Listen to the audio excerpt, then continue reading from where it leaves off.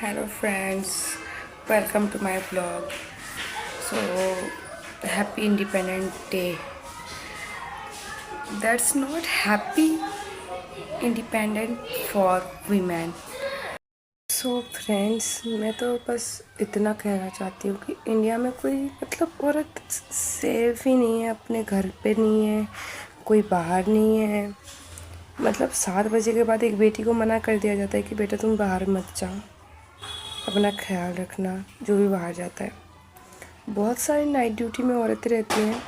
यहाँ तक कि मेरी मम्मी नर्स है, मेरी मम्मी भी नाइट ड्यूटी पे जाती है। लेकिन एक होता है ना कि डर लगा रहता है कि कोई नाइट ड्यूटी पे गए हैं, चाहे वो घर हो या बाहर हो। घर पे बच्चों का डर रहता है कि बच्चे मेरे अकेले हैं, बाहर में हूँ। तो अब जो मैं कहने जा रही हूँ उस चीज़ के ऊपर, इस टॉपिक पे मैं पहले भी वीडियो बनाती थी, पर मेरे बीच में तबीयत ख़राब हो गई, इस वजह से ना मैं वीडियो भी नहीं बना पाई। तो बात हुआ था ये कि आरजी कर हॉस्पिटल, जहाँ पे एक लेडी डॉक्टर के साथ दुष्कर्म होता है। उस लेडी डॉक्टर का क्या दोष था? एक डॉक्टर थी, वेल एजुकेटेड जिसको हम कहते हैं। वो पहले तो रीज़न देते थे, अरे लड़की ने छोटे कपड़े पहनती थी, अरे लड़की रात को घर लेट से आती थी, ऐसे रहती थी, वैसे रहती थी।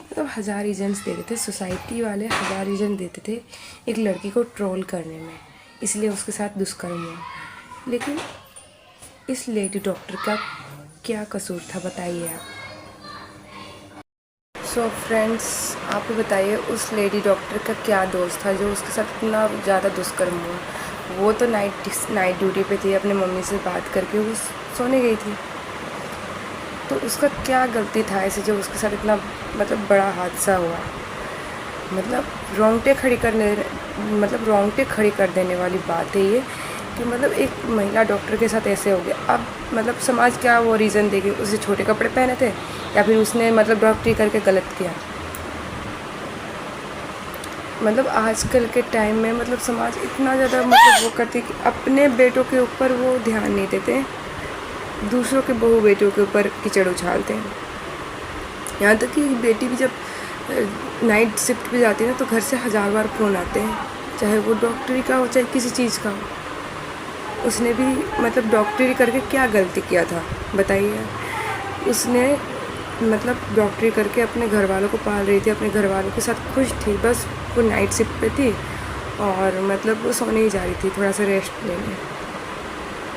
तो उसके साथ इतना बड़ा दुष्कर्म हो गया।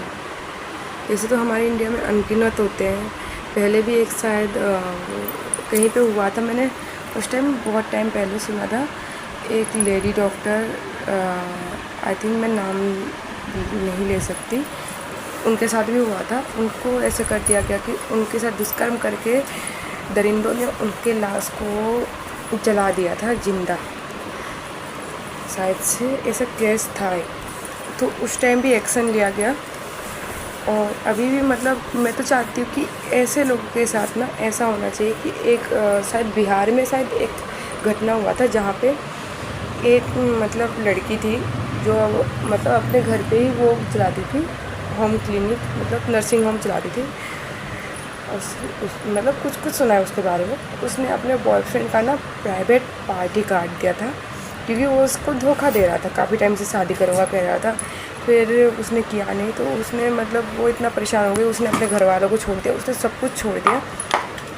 तो इतना परेशान हो गई थी कि शादी वाले दिन ही उसको मना कर दिया शादी करने के लिए। बेचारी मेहंदी लगा के बैठी थी, ये वेट करते करते कि उसका जो होने वाला हस्बैंड है उसके पास आएगा। तो बेचारी क्या ही कर सकती थी, इतना परेशान हो गई, 2 साल से टालते आ रही थी। एबॉर्शन करवा लिया उसने। तो उसने फाइनली उसका प्राइवेट पार्टी काट दिया। तो इस बात के लिए तो मैं तो एग्री करती हूँ कि बहुत अच्छा हुआ उस आदमी के साथ। ऐसे हर मर्द के साथ होना चाहिए जो एक लड़की को चीट करके जाता है। और दूसरी बात, जो दुष्कर्म करते हैं ना ज़बरदस्ती, उनके साथ भी ऐसा ही होना चाहिए, उनका काट के ही रख देना चाहिए, ताकि ना वो जीने के लायक ही ना रहते ही ऐसे खराब। उन्हीं कुछ ही लोगों की वजह से हमारा इंडिया पूरा वो हो जाएगा, मतलब इंडिया का नाम ही ख़राब हो जाएगा। तो मतलब ऐसे लोगों के बारे में क्या, मतलब इंडिपेंडेंट तो हो गया, बस मर्दों के लिए हुआ है इंडिया इंडिपेंडेंट, औरतों के लिए किसी औरत के लिए नहीं हुआ है। चाहे वो कोई नौकरी करने वाली लड़की हो, या फिर कोई डॉक्टर इंजीनियर लड़की हो, या फिर ये क्या कहते हैं कोई बहू या फिर बेटी हो।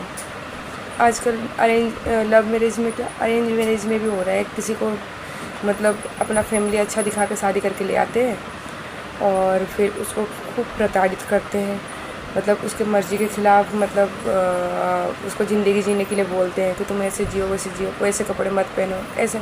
अरे वो कपड़े कहने से वो सूट ही तो पहन रही है, कौन सा वो शॉर्ट ड्रेस पहन रही है जो उसको सूट के लिए भी मना कर दिया जाता है। अपने बेटी को ये सिखाया नहीं था, अरे तुमने अपनी बेटी तो पहले से ही बीमार पड़ी रहती थी इसीलिए तो मर गई हो। मतलब हर चीज़ ब्लेम माँ बाप के ऊपर डालते थे, मायके के ऊपर डालते।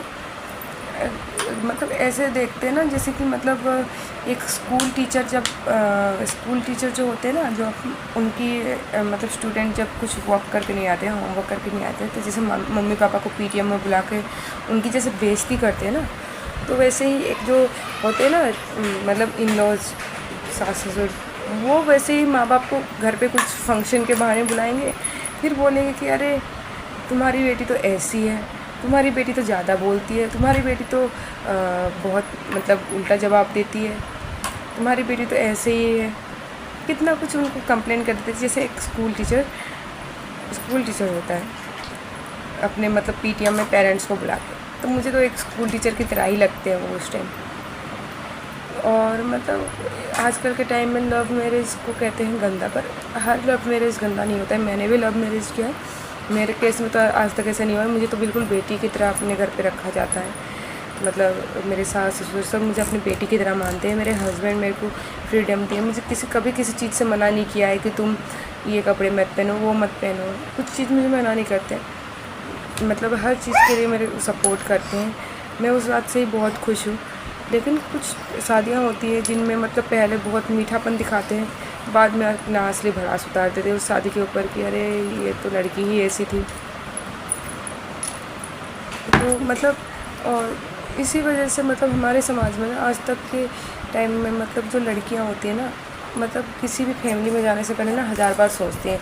अगर एक लड़की ने रिजेक्शन किया, 10 रिजेक्शन भी करेंगे ना शादी के लिए, तो कहेंगे अरे लड़की में ही कुछ खराबी रहेगी, तब जाके ना उसने रिजेक्ट कर 10 लड़के चले गए ऐसे ही,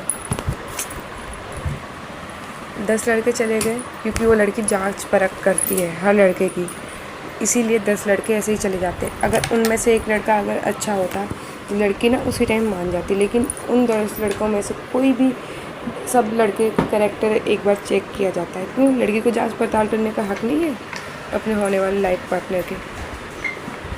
तो वही हक लड़की को नहीं दिया जाता है। पहली बार में कोई शादी कर लेता है उसको कहते हैं लक, मतलब जो होता है अच्छा फैमिली मिल जाता है। और जब 10 रिजेक्शन करता है तो उसमें लड़की को ही मतलब कैरेक्टरलेस साबित कर दिया जाता है कि अरे लड़की में ही कुछ खराबी थी, इस वजह से लड़की ने रिजेक्ट कर दिया।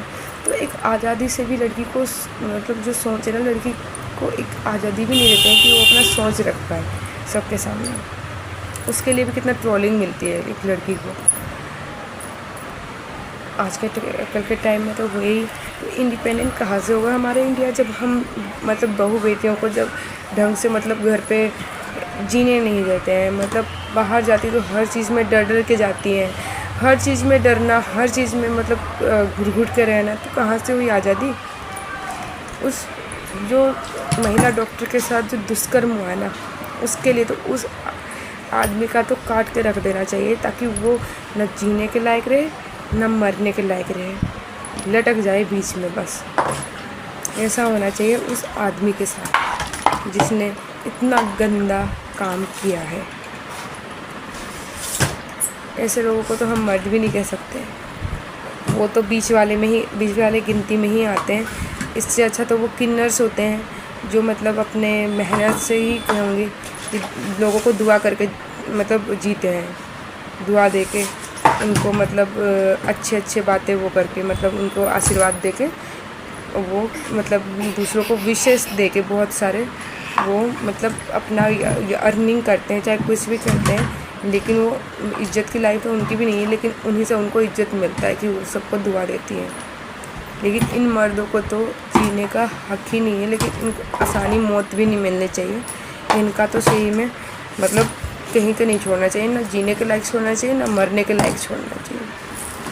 सो फ्रेंड्स, आज की वीडियो को मैं यहीं पे एंड करती हूँ। सो बाय एंड टेक केयर।